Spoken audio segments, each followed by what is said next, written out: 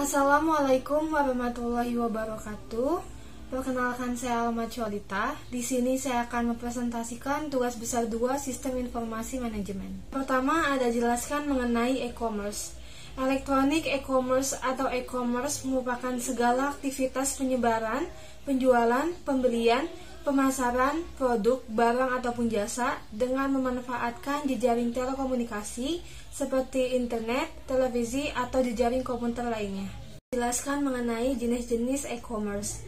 Yang pertama ada business to business, yang merupakan bentuk bisnis e-commerce yang dimana perusahaan menjual dan memasarkan produk atau jasanya ke perusahaan lain, bukan kepada konsumen. Yang kedua ada business to consumer. Bisnis ini berhubungan langsung dengan konsumen, perorangan atau grup, dan bukan dengan perusahaan atau bisnis lainnya.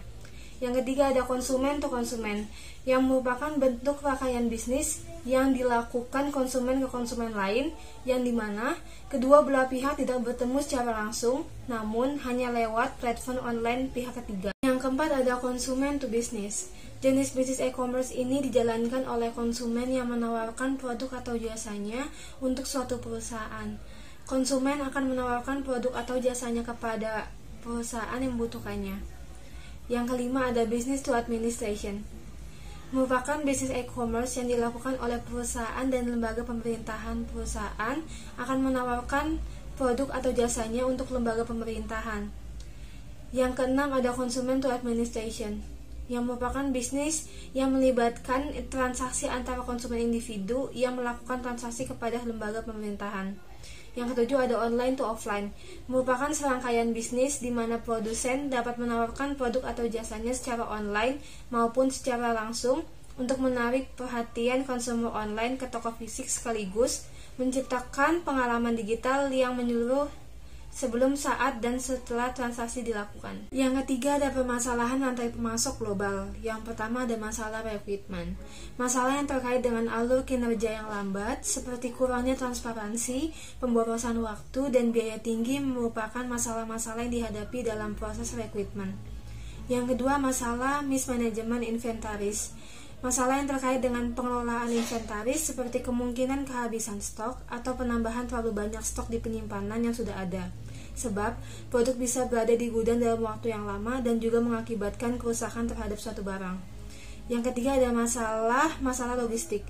Masalah yang terkait dengan logistik merupakan permasalahan yang terkait dengan pemesanan, transportasi, hingga analisis logistik, seperti pada kerusakan atau kehilangan barang selama pengangkutan, keterlambatan pengiriman, bahkan penundaan proses-proses produksi.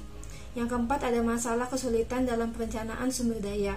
Masalah yang terkait dengan kesulitan dalam perencanaan sumber daya seperti perakiraan permintaan konsumen, perencanaan pembelian, dan perencanaan produksi, hingga persiapan tenaga kerja dan transportasi, sehingga diperlukannya sumber daya secara efisien.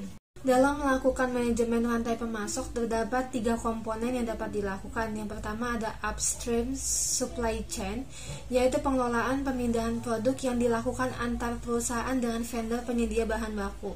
Yang kedua ada downstream supply chain, yaitu pendistribusian produk dari suatu perusahaan kepada konsumen, yang biasanya proses ini dilakukan langsung oleh perusahaan tanpa menggunakan jasa vendors penyetok barang. Yang ketiga ada internal supply chain, yaitu pengelolaan kesediaan bahan baku, pasokan bahan baku, serta proses pabrikasi yang dilakukan oleh sistem manajemen. Keamanan dibangun sistem informasi bertujuan untuk mencapai 3 tujuan utama, yaitu kerahasiaan, ketersediaan, serta integrasi. Kerahasiaan, perusahaan mencari cara untuk melindungi data dan informasinya dari penggunaan yang tidak semestinya oleh orang-orang yang tidak memiliki otoritas menggunakannya. Sistem informasi berupa sistem informasi eksekutif, sistem informasi sumber daya manusia, dan sistem informasi transaksi seperti pembayaran gaji, piutang usaha, pembelian, dan utang usaha adalah sistem yang terutama harus mendapatkan perhatian dalam keamanan informasi. Yang kedua ada ketersediaan. Tujuan dibangunnya infrastruktur informasi perusahaan adalah supaya data dan informasi perusahaan tersedia bagi pihak-pihak yang memiliki otoritas untuk menggunakannya. Tujuan ini dikhususkan bagi MIS, DSS, dan sistem informasi organisasi. Yang ketiga integritas. Sistem informasi perusahaan harus melindungi data dan informasinya dari tindakan penyalahgunaan dengan tetap menjamin tersedianya data dan informasi yang akurat untuk menggunakannya kepada pihak-pihak yang berhak terhadap data dan informasi tersebut.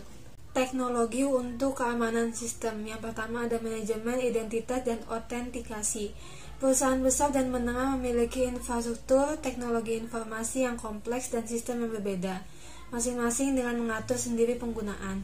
Yang kedua, firewall, intrusion detection system, dan antivirus software. Yang pertama ada firewall, mencegah penggunaan yang tidak sah mengakses jaringan pribadi. Firewall adalah kombinasi dari hardware dan software yang mengontrol arus lalu lintas jaringan masuk dan keluar. Yang kedua, antivirus dan anti-spyware software. Rencana teknologi defensif yang kedua untuk individu dan bisnis harus mencakup perlindungan antivirus pada setiap komputer.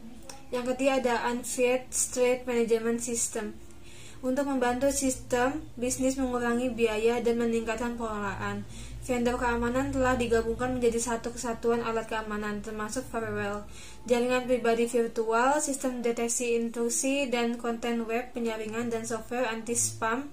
Produk manajemen keamanan komprehensif ini disebut sistem manajemen ancaman terpadu atau UTM.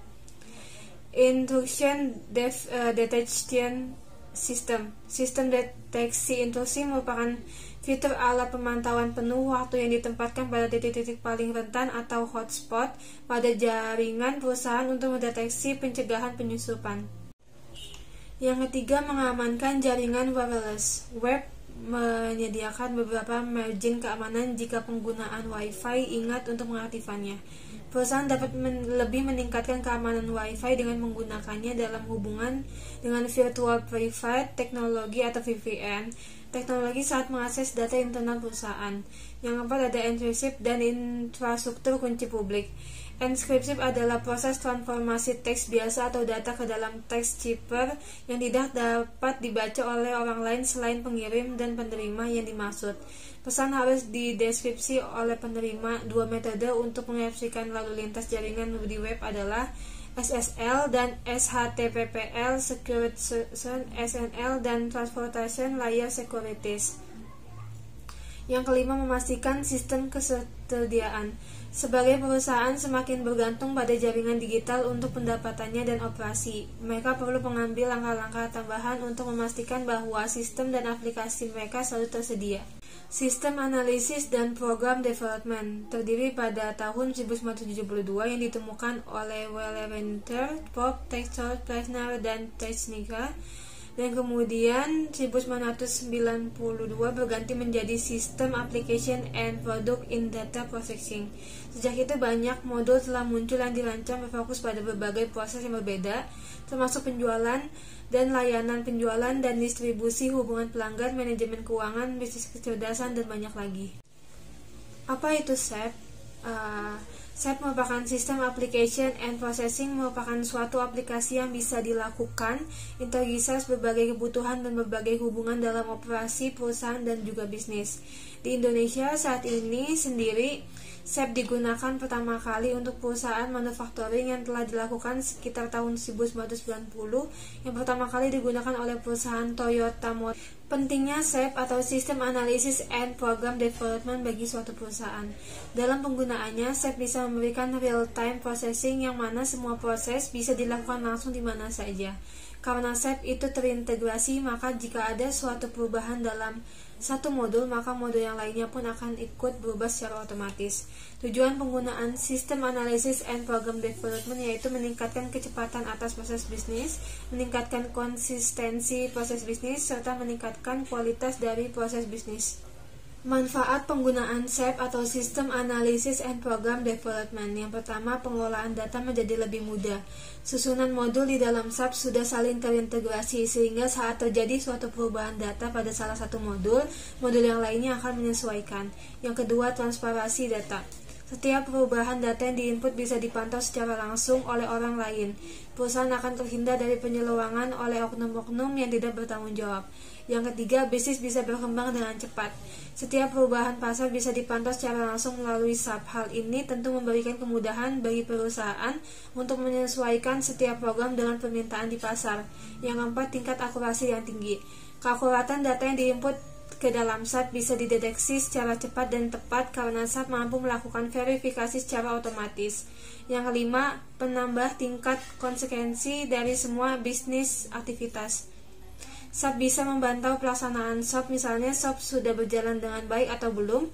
Tidak hanya itu, SAP juga bisa meminimalisir kesalahan di bagian produksi akibat human error. Modul SAP atau System Analysis and Program Development. Yang pertama ada SAP Financial Accounting atau VI, yang berfungsi untuk mengelola dan mencatat transaksi-transaksi keuangan keseluruhan yang ada di dalam suatu perusahaan, yang tujuannya akhirnya adalah untuk menghasilkan laporan keuangan yang akurat pada akhir periode. Yang kedua ada SAP Controlling atau CO, yang merupakan modul yang lebih dikenal dengan CO, merupakan modul yang mendukung dalam proses perencanaan, pelaporan, dan pemantauan operasi bisnis perusahaan. Modul CO ini lebih condong membahas tentang internal accounting. Yang ketiga ada SAP Sales and Distribution atau SD, modul yang mendukung perusahaan untuk melakukan kegiatan penjualan dan distribusi produk dan layannya, mulai dari permintaan pembelian, penjualan, pengiriman, hingga nantinya melakukan penagihan. Yang keempat ada modul SAP Material Management atau MM, modul yang mendukung perusahaan untuk mengelola inventaris suatu perusahaan dan proses pembelian atau pengadaan. Yang kelima ada SAP Production Planning atau PP, modul yang membantu perusahaan dalam menjalankan proses perencanaan dan kontrol terhadap aktivitas produksi yang terjadi dalam suatu perusahaan. Yang keenam ada SAP Quality Management, modul yang membantu perusahaan dalam mengecekkan terhadap kualitas dari rangkaian proses yang terjadi dalam logistik. Yang ketujuh ada SAP Planning Maintenance atau PM, modul yang membantu perusahaan untuk mengelola proses perawatan atau maintenance yang ada dalam suatu perusahaan. Yang kedelapan ada SAP Human Capital Management, modul yang membantu perusahaan dalam meningkatkan pekerjaan dan mengelola data, terkhususnya di Departemen HR. Yang terakhir, yang kesembilan adalah SAP Project System. Modul ini membantu perusahaan untuk mengelola project life cycle mulai dari penataan, perencanaan, pelaksanaan, hingga penyelesaian proyek. Modul PS ini memungkinkan organisasi untuk mengelola semua proyek-proyek skala besar dan kecil secara efisien. Terima kasih atas perhatiannya, kurang lebihnya mohon maaf. Wassalamualaikum warahmatullahi wabarakatuh.